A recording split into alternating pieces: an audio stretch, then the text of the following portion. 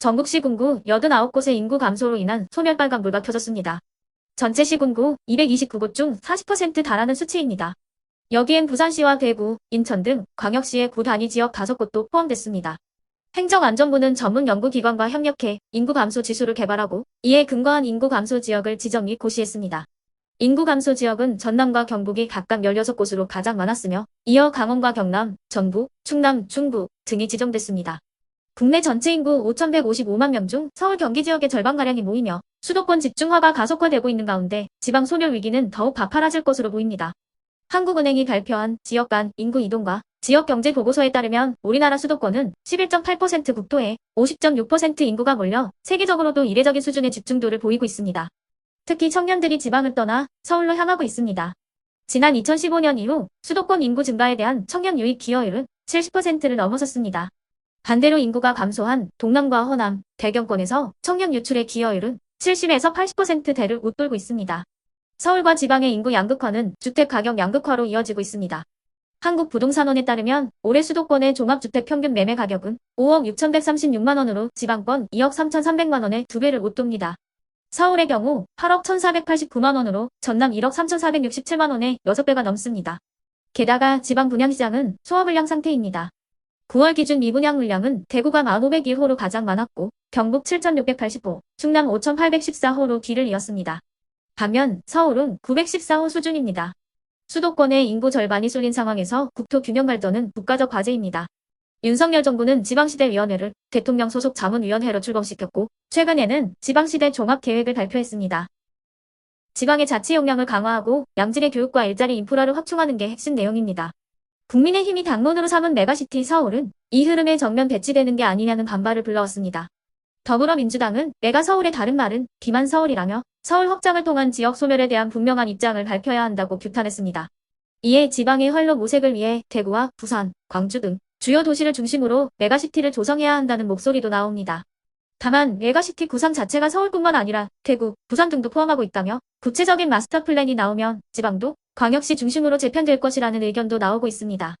그러면 지금부터 잠시만 주목해 주시기 바랍니다. 제가 구독자분들을 위해서 이벤트 선물을 하나 준비했는데요. 제가 항상 여러분들께 뭐라고 말씀을 드려요. 뉴스만 평소에 잘 챙겨보셔도 돈이 된다, 돈을 벌 수 있다라고 말씀을 드렸는데요. 자, 여러분들 여기 보시는 경제 관련 뉴스를 보게 되면 여러분들은 어떤 생각이 드세요?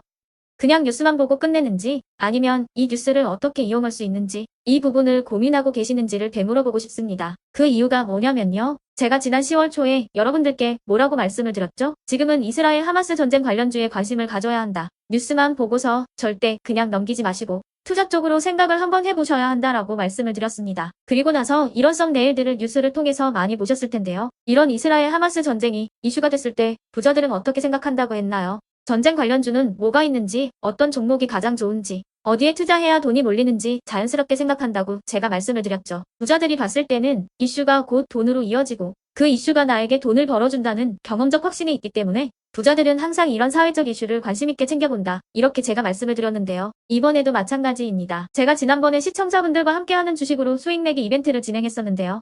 당연히 100% 무료로 진행을 했고 여기 보시면 아시겠지만 제가 지난번에도 저한테 구독이라는 문자를 보내주신 모든 시청자분들께 이렇게 전쟁 관련주 중에 가장 급등할 확률이 높은 많은 종목도 아니라 흥구석이라는 한 종목을 여러분들께 추천드렸어요. 그러면서 여기 나와 있는 대로 정확히 얼마에 매수해야 하는지 그리고 수익률이 어느 정도 나왔을 때 팔아야 하는지 이런 부분들까지 여러분들에게 정확히 알려드렸었는데요. 지금 실제로 어떻게 되었나요? 오른쪽을 보시면 아시겠지만 제가 10월 초에 문자로 흥구석이를 소개시켜드리고 실제로 한 달도 안 돼서 이렇게 주가가 2배 이상 급등이 나왔죠. 그래서 당시에도 굉장히 많은 분들이 제가 드린 종목으로 수익을 내실 수가 있었을 텐데요. 다시 한번 축하드린다고 말씀을 드리겠고 이번에도 마찬가지입니다. 최근에 이슈가 되고 있는 게 정부의 기업 밸류업 프로그램입니다. 정부가 코리아 디스카운트라고 불리는 문제죠. 한국 증시 저평가를 해결하기 위해 칼을 빼들었습니다. 기업 밸류업 프로그램은 정부가 금융업이나 증권업, 유통업 등 저평가되어 있는 기업들의 가치를 높이고자 하는 프로그램입니다. 이런 경제 뉴스를 우리가 어떻게 생각해 볼 수 있을까요? 2024년 상반기에 주식시장에서의 주도 테마로 미친 듯이 상승할 수밖에 없고 이미 급등은 시작됐습니다. 그럼 그 중에서도 가장 저평가된, 그래서 가장 크게 갈 수 있는 종목이 무엇인지 당연히 우리가 이쪽으로 생각해야 된다는 겁니다. 그리고 저평가라는 단어 자체에서 나오는 든든한 힘이 있기 때문에 걱정 없이 큰 수익을 볼 수 있다는 장점이 있죠.